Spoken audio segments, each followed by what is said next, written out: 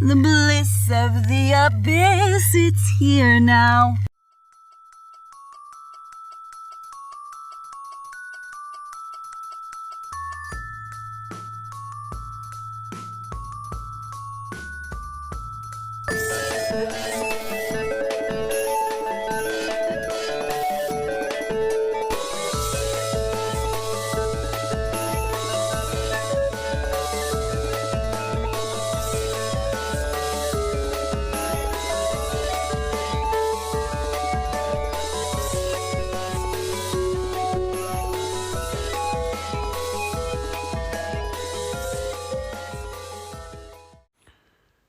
Hello, welcome to the Bliss of the Abyss. My name's Robin Mark Jones. The time is 5:44 a.m. The lights are off and Robert's home. I am speaking to you on the final day of my Christmas show. And I'm speaking in hushed tones because, sorry for the noise, it's not even 6 a.m. yet, but I'm awake and I have been for about an hour, and I'm clearly not going back to sleep, so I thought I'd do this for you, because I have 2 podcasts in the can. Well, no, 1.5 in the can. But I can't really release either of them. One of them is with a pornography addict expert. And it's really good. But I don't really want to do him a disservice by releasing it as a Christmas special. So that's episode 97. That will be coming out soon. Maybe it'll be a New Year special, eh? People can use it as one of their resolutions. Less wanking, especially at work. And the other one, which is to be the proper Christmas special, is only part recorded. And what we've been doing is just finding times in between shows at the Lighthouse in Poole to record bits and pieces of us lot backstage. I thought it would be an interesting audio experiment, but we don't get that much time, so we haven't really recorded enough to put out as a full, me and the cast, to put out as a full episode. So there's bits and pieces, and then I have to edit it all together. And yeah, that's just not quite ready to go. But I am mindful of the fact that although the patrons have had a few episodes, you lovely lot have not. And I thought I'd give you a little update, a little check-in, couple of stories before I go. So what can I say?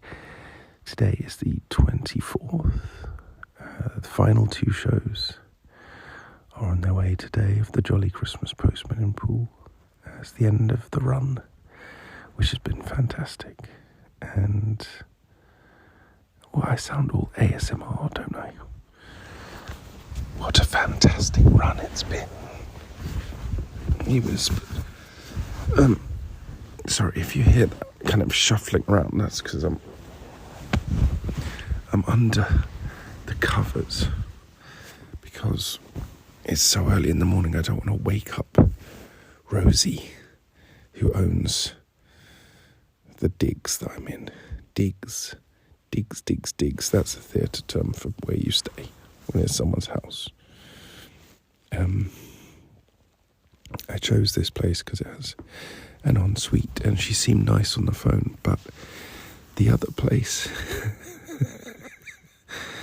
that I didn't choose, I sent out the, boilerplate standard message. Hello, got your details from the theatre, you're listed as a place, can I come and stay, etc, etc. I just got back these 2 photos of what looked like a prison cell. A box room with a tiny bed and some furniture from the 50s.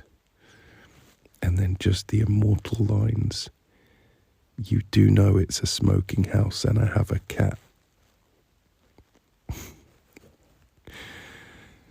Very much made me feel like perhaps she doesn't want me to stay, but also perhaps the cat smokes. "Hello, you do know it's a smoking house and I have a cat." But I've enjoyed my stay here with Rosie in the bizarre town of Poole, which is lovely, but is cut off from itself by a massive motorway and bus station and shopping centre. So, good old town planning. But it's been good. And the heating pad has just kicked in. Oh, this is good. I wish I could go back to sleep for an hour. I would love that. I've got time to do it, but I'm just in bed and I can't do it. I've tried all my things. I've tried the apps. I've tried reading. I've tried an audiobook. I've tried the meditation. I've tried the breath work. I've tried getting up for a bit. I've tried hot water, boiled water. That's my new thing. It's so rock and roll. Hold on. Yes, that's right. Boiled water. What, with tea in it? Nope. Just boiled water. What, with a squeeze of lemon? No. Just boiled water. Now you say that, though. A squeeze of lemon would be nice. But that's a whole other thing. Just boiled water, please. So anyway, I'm lying here. I can't get to sleep. It's getting close to the time where I'd have to start thinking about waking up anyway. I don't want to be faffing around on my laptop, sat by the desk in the cold doing editing. So I thought I'll just record a little one to say Happy Hanukkah, Merry Christmas, and all the other joke ones people usually put after that, like Happy Kwanzaa and what other ones are there? Let's see, what other ones are there?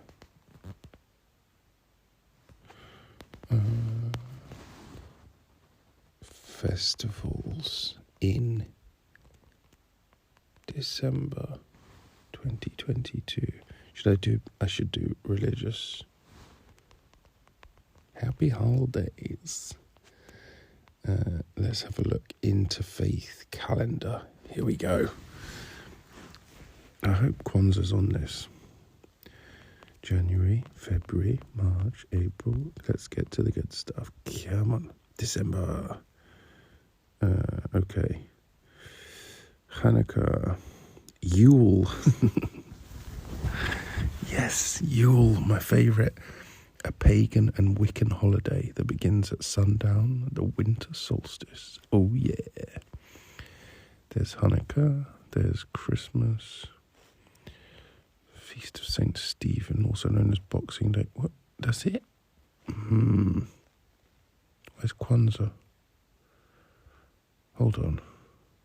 Oh, this does have other people, like there's the Jain New Year on the 24th of November. But when is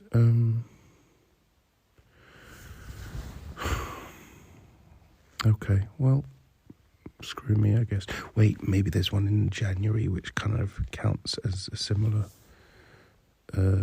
you know what, there's a lot of Christian stuff here. Oh look, 7th of January is Coptic Orthodox Christmas. Ooh.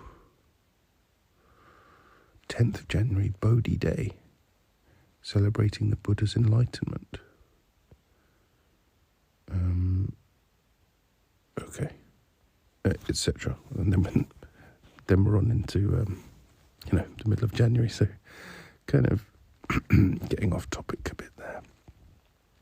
Anyway, happy Bodhi Day and Coptic Christmas and all the rest of them. What can I tell you? Hey, you want to know something crazy? Want to know something wild? So I've been having a bit of problem sleeping. And as you can tell, which is why I'm recording this in the middle of the night. Anyway, I'd been on a run of sort of 4 days in a row, which is usually what sort of tips over my behaviour to like, oh fuck it, I'll just take a sleeping pill. So I took a sleeping pill, and I took an Ambien, which I'd not really taken before, but I'd got my hands on some, and I thought I'll give it a try. Heard good things about it,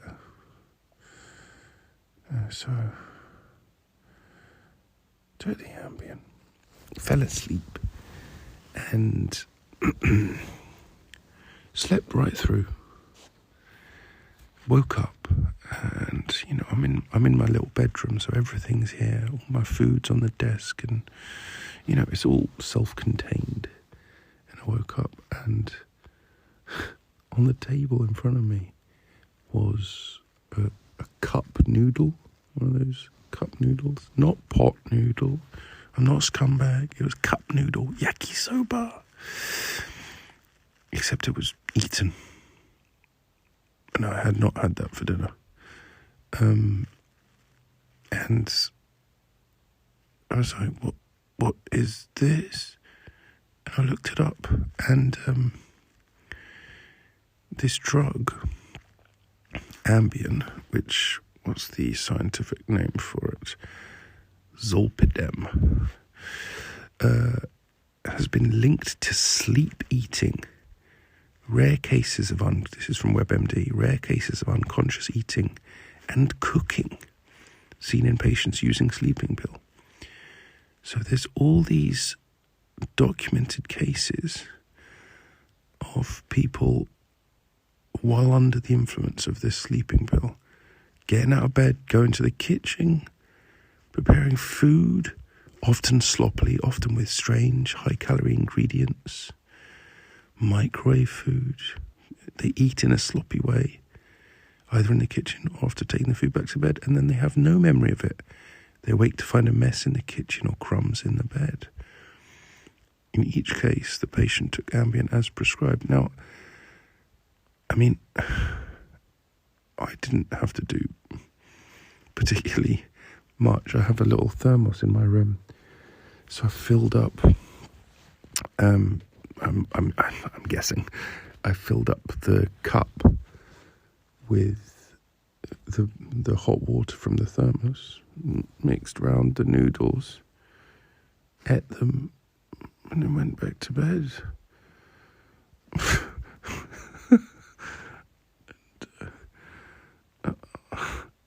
It was very, very strange to wake up and see this. And my first thought was, wait, has Rosie come in my room, sat on the edge of my bed, eaten a cup of noodles, and then disappeared? I have no idea. But, so I was very confused. I was looking up, because I hadn't tried this sleeping tablet before. I looked it up, and it's a thing. This one doctor has seen 20 cases of it.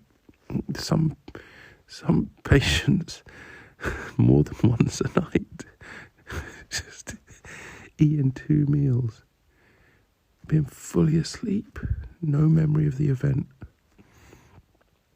Obviously this can, contribute to weight gain and stuff. And apparently there's been worse things, such as like people who've been found like driving and it's attacking people, apparently, but for some reason, Ambien. I don't know what the reason. Should we see what it is? Let's find. Okay, how stuff works. Okay, when you don't get enough sleep, it disrupts hormones affecting your appetite. So, a chemical called leptin suppresses hunger. And it seems that zolpidem crisscrosses those. So, I'll read on for the answers. Sleep eaters number in the thousands out of millions taking it. So, oh God, I don't think I should do this anymore. Well, what's the harm? This question asking. A few people snacking in the wee hours. Well, for one, they aren't snacking. They're devouring huge portions of high-calorie food, such as jars of peanut butter, bars of candy, and entire loaves of bread. So I think I got off quite lightly with my cup of noodles. Sleep-related eating disorder. Well, I think I'm going to have to knock it on the head, because I tell you what, I wanted to eat that noodle. I was looking forward to it.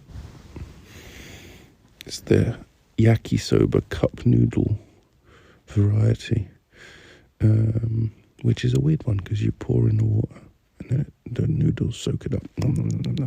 But then it's like, it's got these holes in the lid and it's like, you now pour out the liquid. Which, I don't know if you've ever had a cup of noodles, I'm sure you have. But the liquid is delicious.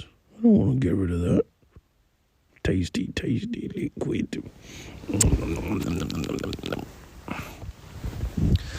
Anyway, that's one of the weirdest stories. I'll have some more boiled water now, I think. What other stories shall I tell you? Lots of stories from my time here. Can't tell you all of them, can I? Oh, shall I tell you one that makes me look less like a weirdo, more like a hero? Excuse me, some more boiled water. Just boiled water, that's perfect.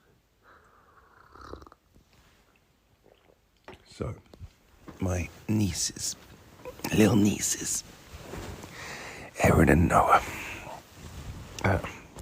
7 and 4 years old, came down to see the show. And, you know, it's a family show. You know, it's not so kiddie. It's not like, hey kids, wow. It's none of that crap. You know, it's got kid themes and fairy tale characters, but there's lots of jokes for adults, and it's kind of postmodern. It's the jolly postmodern postman. Anyway, they come and see the show. They absolutely love it.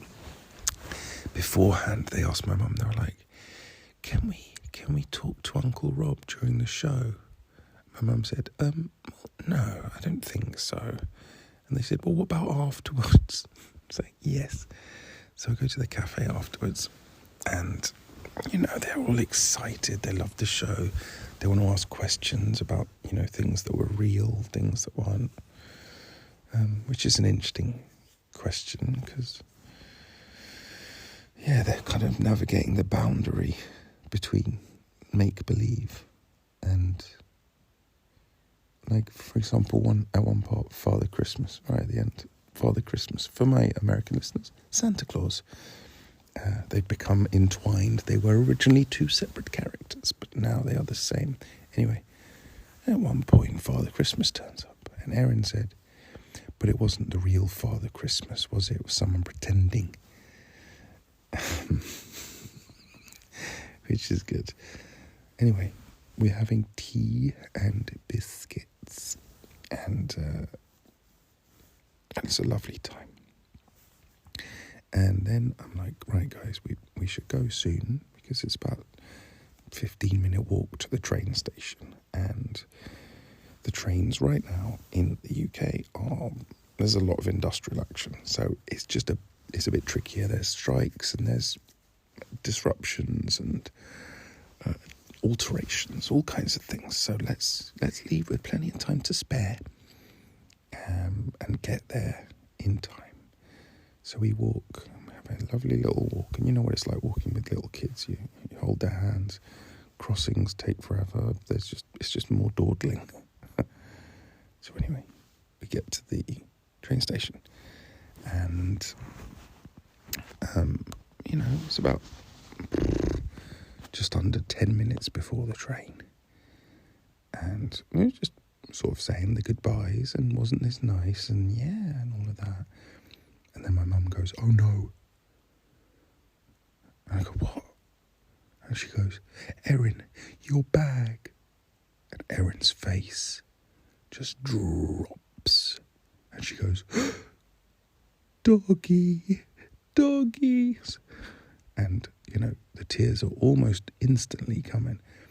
And information, Doggy is her plush soft toy that she's had since she was 0 days old. This means everything to her.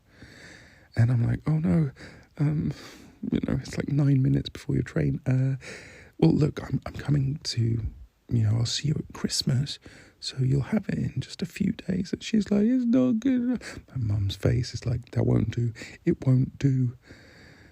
And I'm like, "Right, that's it. I'm off." So I just break into a sprint, and I'm wearing cashmere. I'm wearing my thick rain jacket. I'm carrying my heavy bag, and it is a 15-minute walk, across 3 dual carriageways and under an underpass, and I'm just,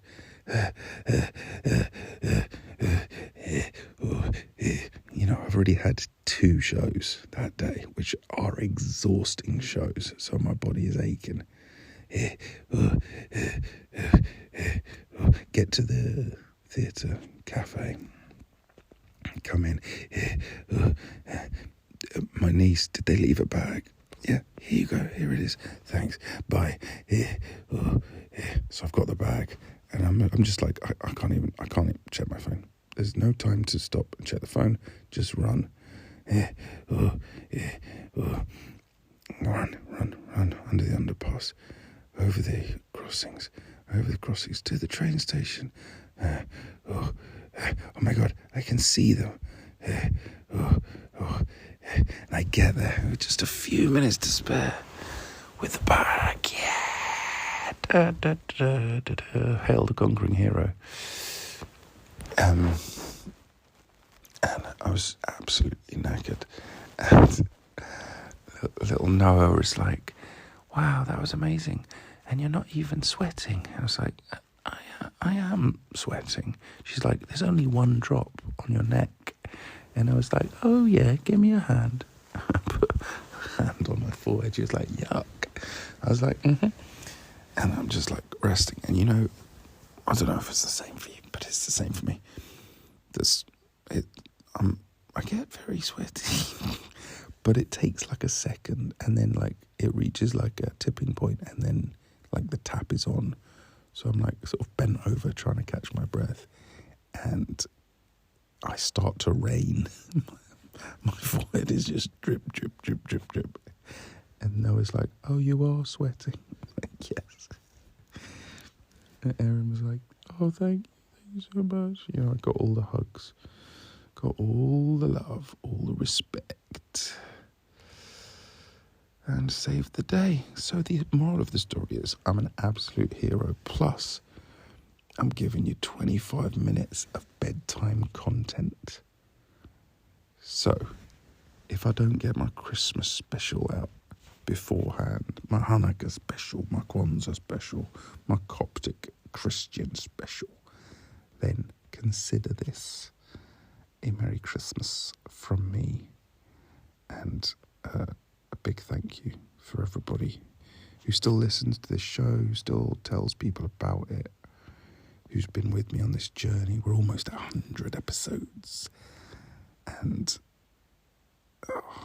well, would I do it without you?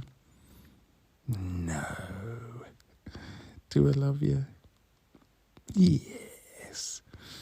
I'm going to be going to New York on the 27th.